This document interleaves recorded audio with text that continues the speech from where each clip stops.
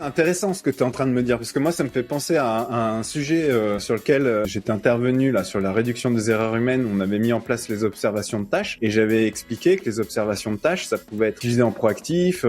utilisé dans le cadre des investigations et utilisé pour s'assurer que les CAPA qu'on a décidés sont vraiment suivis. Et finalement, quand tu mets en place une nouvelle façon de faire en termes de CAPA et que tu l'accompagnes d'observations de tâches pour t'assurer que c'est bien mis en place, c'est une partie de ta revue d'efficacité, parce que la première cause du manque d'efficacité d'une CAPA, c'est de dire on va fonctionner différemment, mais en fait, en réalité sur le terrain, ça change pas parce que les gens font toujours comme avant. C'est pas toute la revue d'efficacité, parce que tu peux définir un nouveau mode de fonctionnement, vérifier que ce mode de fonctionnement il marche, non, il est suivi, mais par contre il marche pas. L'observation de tâches ne permettra pas de l'identifier. Mais par contre, si tu vois pas de résultat sur ta CAPA et que t'as pas vérifié que les gens ont bien changé leur méthode de faire, bah tu peux pas savoir si c'est que ça marche pas parce que la CAPA était pas bonne ou si c'est parce que les gens ont pas suivi le nouveau mode de fonctionnement. Et donc je vais me corriger un peu. L'observation de tâches pour vérifier que le nouveau mode de fonctionnement est bien en place, c'est pas une revue d'efficacité, ça fait partie de ta CAPA. Et tu peux pas approuver et clôturer ta CAPA tant que tu t'es pas assuré que les gens ont vraiment changé la manière de faire.